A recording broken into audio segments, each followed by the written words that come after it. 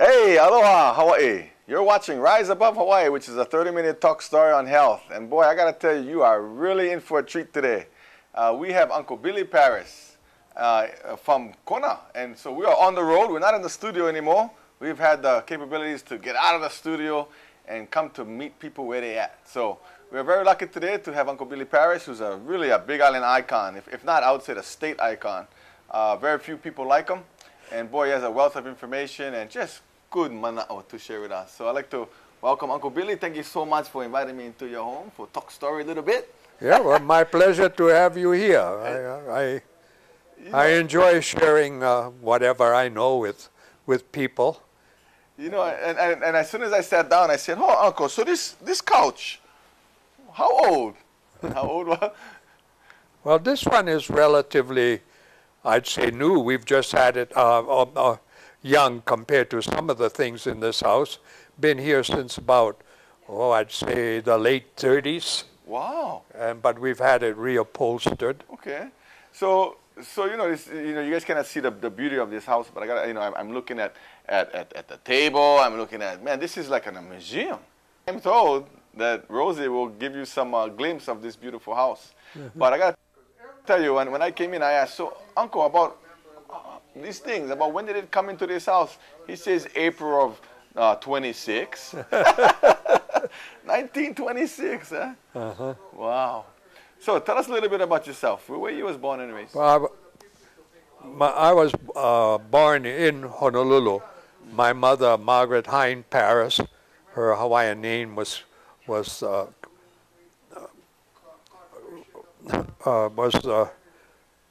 Margaret Kekapa'o Kahumanu Hine Paris. I'm wow. Hine. Oh. And then she married my Paris, who was William Johnson Paris. Wow. Okay. They were my parents. On my paternal side, we go back quite a ways. Wow. On the Hawaiian side, my great-great-great-grandfather was Kainakua, who ruled the area of Manuka to Kapua in South Kona. And his wife was Oheliluai Kaui Akamoku. So the chief and chiefess, and one of his ohana married, Tutukawe married John Davis, who was a nephew of Isaac Davis, who helped Kamehameha in his uniting of the kingdom. So on that side, my father and that is his mother's genealogy, came from Kainakua. But his father's side, my great-grandfather John D. Paris, came from he was born in Virginia. Oh. And the family had a sawmill and farm in Virginia, about 4 miles outside of Stanton. So he grew up, became very akamai with handling of lumber and stuff like that. Wow. But he was really intrigued in ministry. Oh, okay. So he used to, as a summer job, he used to go out and visit people in the South and sell the Bibles from the American Bible Society. Okay. But later on, he would get involved, go to the seminary in Bangor, Maine, and get his degree. And upon the death of there again, I'm related to another person who's quite prominent in Hawaiian history and probably responsible for Christianity coming to Hawaii. Oh. And that's Henry Opukahia. Oh, Henry, he's a distant cousin of mine. Wow. Yeah. So upon Henry died, he wanted to bring Christianity back to Hawaii, but he died of Titus fever. That's right. But because of what he did up there in New England, that's right, the American Mission Society decided they would send missionaries to Hawaii. And they were really impressed with Henry, yeah? Because his genealogy skills. Amazing. And he was an amazing man, so bright. Yeah. Here he was. He learned English on the ship because when he left Napopo, they went back to New York by way of Canton, China, around Africa and all the way back. Wow. Almost went halfway around the world to get there. Yeah. But he would learn Hebrew, Latin. Amazing. Yeah. I heard he translated the Bible straight And from the Greek. Straight from the Hebrew. Yeah, from Hebrew. Straight from Hebrew. Hebrew. So Too good, the Hawaiians. and of course in 1993, his remains were in Concord, New Hampshire. We brought him back to Hawaii. Wow. I was in charge of raising the finances for that project, and we built that tomb at Kahikolu Church, and there he is entombed. See, I never know that. As you keep talking, I think I'm going to know.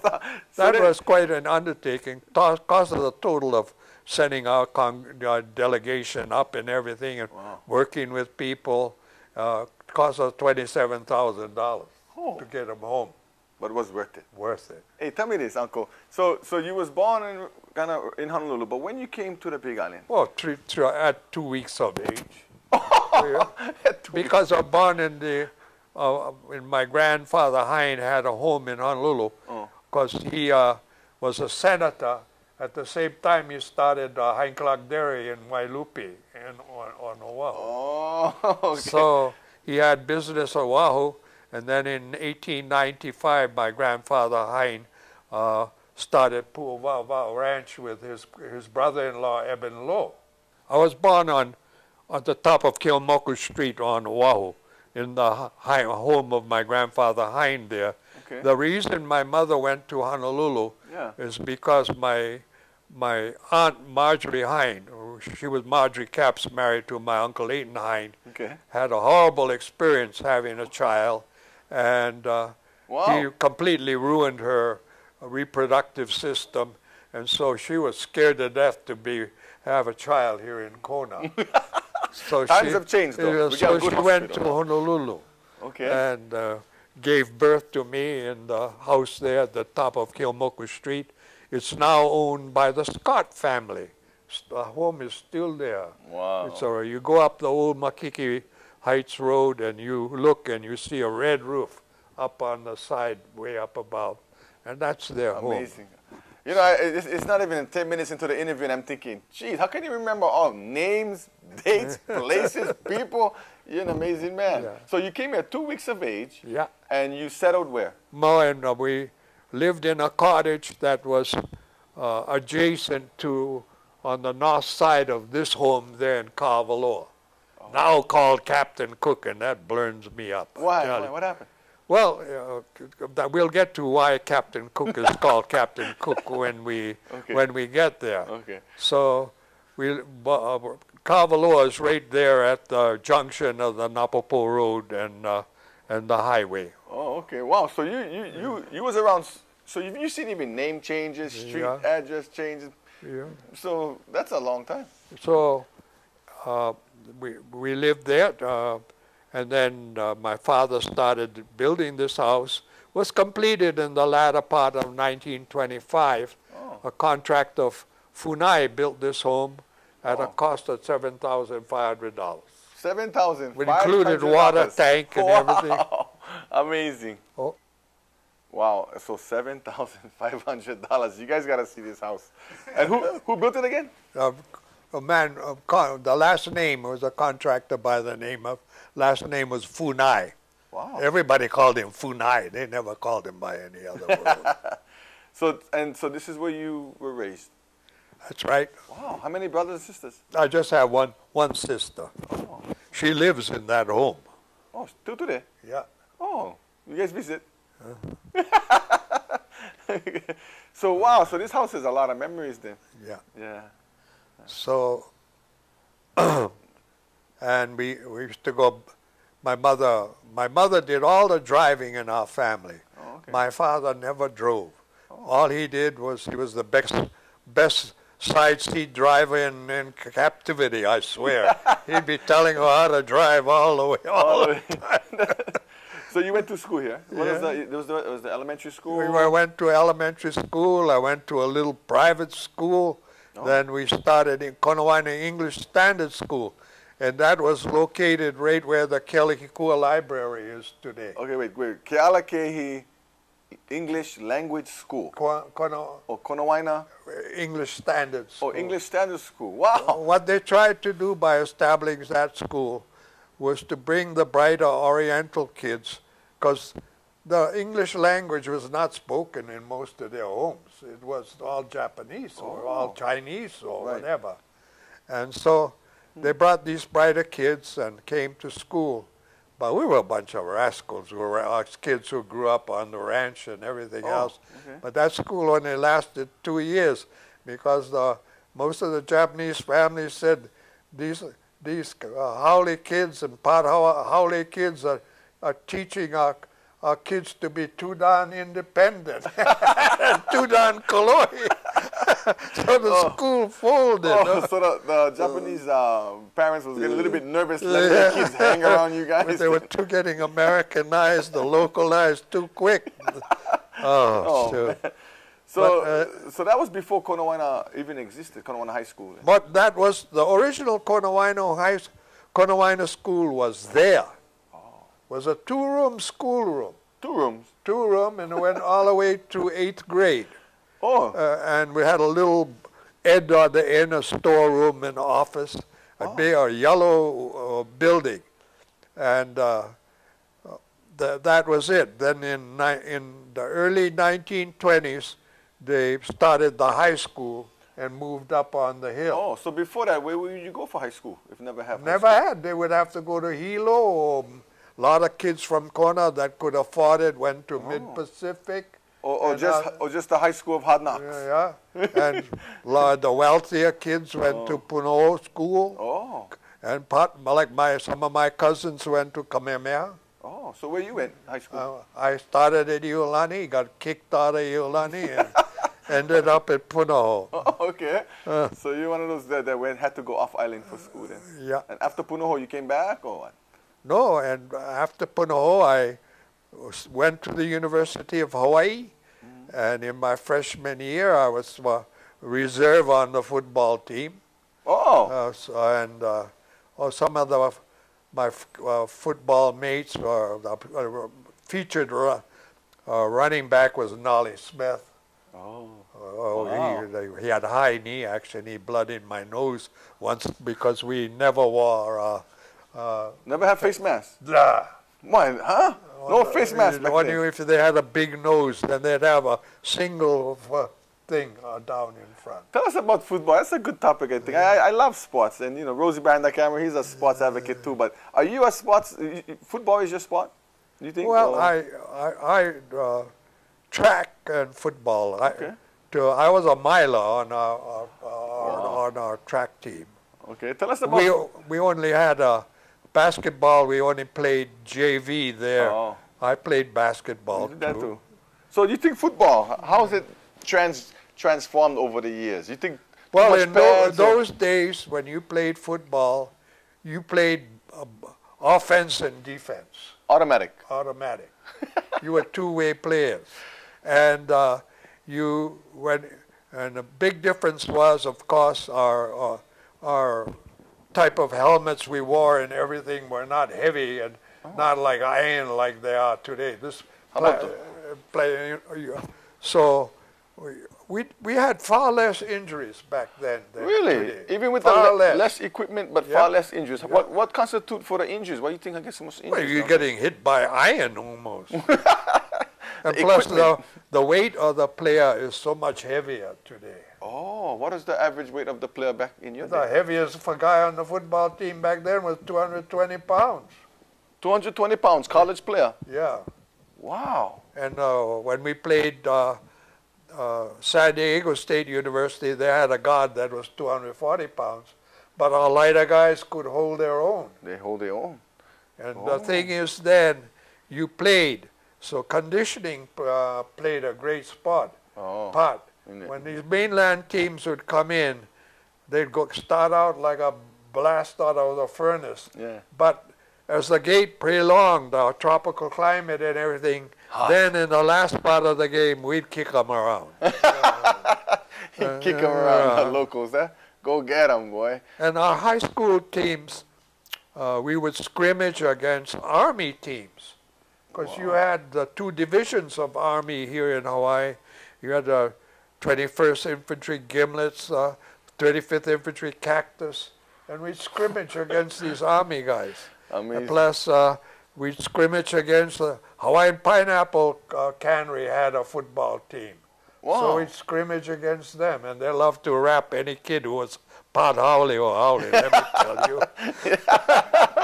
That was their revenge. So it was interesting. But as I say, you had to have terrific condition. Okay. Okay. And at the University of Hawaii, Tommy Kaulukukui was our coach. Wow. Oh, Yeah, that was one, he had one leg a little shorter than the other. Oh. And he so deceptive when he would change. And we'd scrimmage and he'd play against us just to work us out. And he was quite a guy. Good man. He and Gilman were the coaches while I was there. Oh, good. But my university education was rudely interrupted on December 7th. Oh. At 9 o'clock that morning, a call came out on the radio. All of you ROTC cadets from the University of Hawaii, report to the Honolulu Armory. Wow, why? So we went to the Honolulu Armory.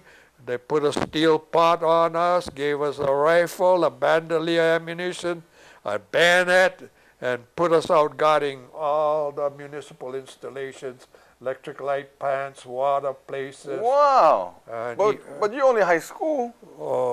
But back then, our RTC, we knew how to shoot every weapon the Army had. Oh. They were, I think they could see we were going to get into the war. Oh, so they were preparing we you knew how to handle weapons already.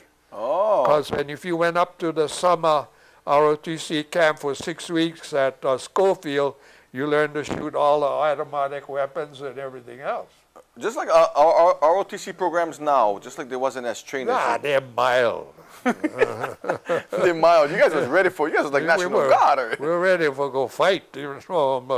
But they were in, and then we guarded stuff all over the place. One of the places we guarded too was out at the immigration center on Sand Island. Oh, wow. That's where they corralled all the people they felt were dangerous to a lot of Japanese, German, Italian, everything. They locked them up out there. Wow. And we had to stand guard. We had a Captain Eifler. Oh, that was a mean son of a gun, boy. He was in charge of us. I was out there for 2 weeks. That's where I had my 19th birthday out there at Sand Island. Wow. Guarding what they call PWs. But then we would be sent out to the North Shore on Oahu and supplemented the Army out there, manning a machine gun nest and everything out in Kahuku, Paumalu, and all that area. Wow. All through the mountains of Kahuku. Then in April of '42, we were inducted into the Army. Just like that?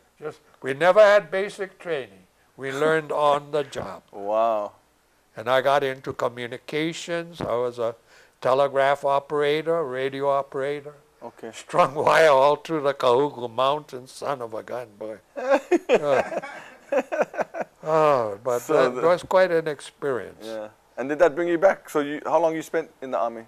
Then in 1943, I applied for Officers Candidate School and went to Fort Knox, Kentucky, to Armored School. Okay. Learned a heck of a lot there, I tell you. With equipment, I could drive anything. Wow. And led a platoon of tankers in World War II in Europe. Oh. Went all the way from France to Czechoslovakia. Oh, okay.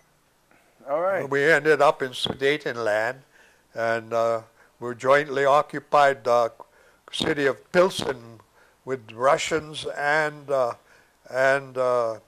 Americans. And we had an incident there. The Russians were, those guys are like animals. would go and ask a check for the time of day. And when he'd go to take his sleeve, look at his watch, they'd take it away from him. Steal the watch. And our boys were in town one time, and they told him, "Why do you do that? That's not right." Yeah. They beat the heck out of him. Wow. So the next day, I took my whole company of tanks. I surrounded their outposts with a cannon's play. We never had any more trouble from the Wow, and you're still a young man, boy. Oh, boy. Amazing. But then from Czechoslovakia, they took a cadre out of our division, and we, some 900 men. I was in charge of 300 of them, myself and two other officers. We commanded 300 men, and we were coming back with the 30th Infantry Division to form mechanized striking forces for the end of invasion of Japan. Oh. While we were in Camp Lucky Strike in France, the first atomic bomb went off. Wow. And then we were on the Queen Mary coming home to America, and the second bomb went off. Wow. And then we got back to the Camp Kilman, New Jersey. That's a main transition area where they shifted troops around. They said, "Hey, there's no need for invasion of Japan anymore. Send you guys back to Hawaii." So they said, "Those of you with enough points can go home to Hawaii. Go home." And how about how old you was then when you came back to Hawaii? That was in '45. Oh. So I was Okay. I was 18 years when I went into the HTG, Hawaii Territorial Guard. They formed that on the Pearl Harbor Day, and with them until April of '42, and joined the Army. I was 19 years old. So I was a young boy. I'm coming home, about 23 years old. And then when you met the wife-to-be, or how that played that out? was quite a romance. I had met her at a party in Kona. Well, I've known her before, because she and her sister Betty, their father and mother, her father was Otto Herman. He was the engineer at the sugar company in Hamakua. What is your wife's first name? Bertha Herman. Oh, it was the last name. Bertha Herman. Okay. Otto Herman was her father, and she grew up she was born in Pauilo because he was working there first. Yeah. Okay. Then they moved to and became the engineer in the Honokaa Sugar Company, and wow, he was quite a handy man. How did you get to know her? Was that church? But no, she and her sister used to. The Hines had a boat we'd keep at Kwaihai, because we had the beach place at Kiholo. That's where the Hines used to ship all their cattle. Oh. To drive them down from Puawa to Kiholo, okay. And on the south side, just beyond where Loretta Lynn built a home, that's now part of the state park. Wow. Which is a little beach beyond there. That's where we used to ship. But to take stuff back and forth to the caretaker at Kiholo, you used to have to come by pack mule from Puawa. Never have cars in highway? Oh, no such thing. Why? You either went to Kiholo by foot, or by horseback, or by boat. Wow. That's all. Oh boy, kind of rough. We had a nice home down there. 4-bedroom, big dining room, living room, and a kitchen. And you guys got married and everything? And the caretakers. But I met her at this party in Kailua. Lauren Thurston had on his place. We were there, and he was having a blessing of the place. And my father was in charge of kaluing the pig and everything else with Kiawe Alapai.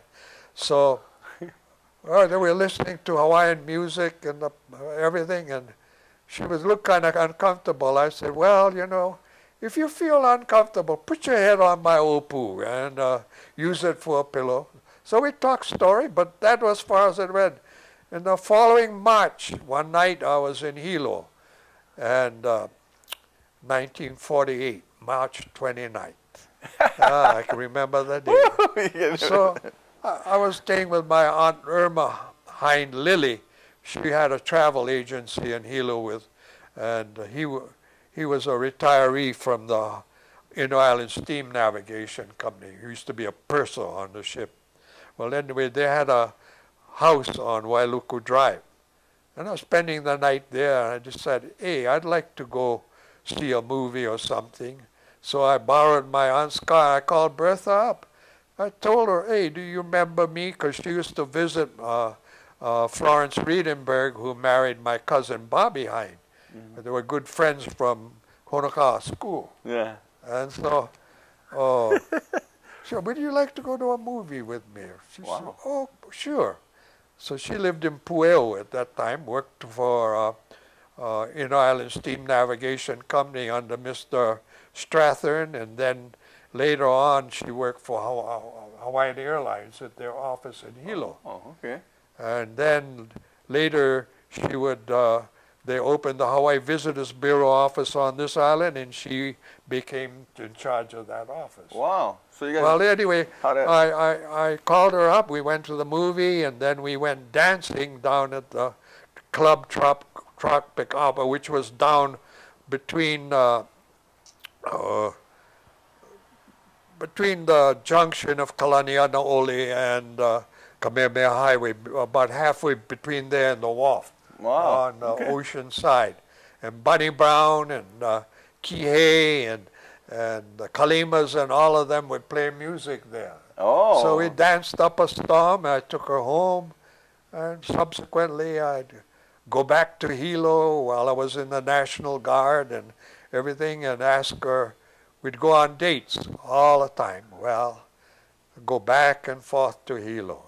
And took 4 hours in those days. 4 hours? 4 hours. You to Hamakua Coastal Highway wasn't in, you went in and out. But it was an interesting drive because you went through every town. It had more personality than today. Today you get on that road and boom, you hardly see anything. Yeah, going there you got to drive slow, you got to say hi, hello. Oh, it was wonderful. And what else? How? Oh, well, finally I figured, hey, going back and forth to Hilo is a tough job. Maybe it'd be easier to get married. So on February 17, 1949, I formally proposed to her and gave her the ring. Wow. We did that at the Royal Hawaiian Hotel in Honolulu. We happened to both be visiting. Oh, there. Fantastic. That's where I made my final proposal. Okay. And she said yeah. Then we were married on April 14th of the same year. Wow. And kids, no? Then we lived in a little cottage over here while we built our home up above. Oh. Okay. My home where we built in 1950 is about maybe 200 yards above here. Oh, okay. And wow. But for 6 months we lived in a little cottage that was owned by my cousin Roy Wall. And amazing. Then we would, over our marriage, we would have 2 children, Charlotte and Wilma, which you met here today. Charlotte was killed outside of Waimea in a terrible traffic accident. Yeah. A guy fell asleep and plowed into her and killed her. But I met Wilma today. Yeah. Charlotte had 1 daughter, Amy Elizabeth. She has 2 great-grandchildren to me. And then Weejay's son, she was married to William Greenwell, but that marriage split when he ran, but for reasons that I don't wish to discuss. How much grandchildren you get? And so my son, her son, Willie, has 2 children. Makamua, who will be 6 years old shortly, and the little girl, Elle, whose first birthday we just celebrated. Fantastic. Well, you know, folks, I got to tell you, as we come to a close here, boy, I mean, we haven't even got started yet. Okay, we just in the midst of just picking up on where Uncle Billy has kind of grew up and, you know, his experiences in the war and everything. So I want to make sure that we capture more of Uncle Billy. So we'll be back. I love all you folks. Rise Above Hawaii will be continued next week, same place, same time with Uncle Billy Paris. Hello, everybody.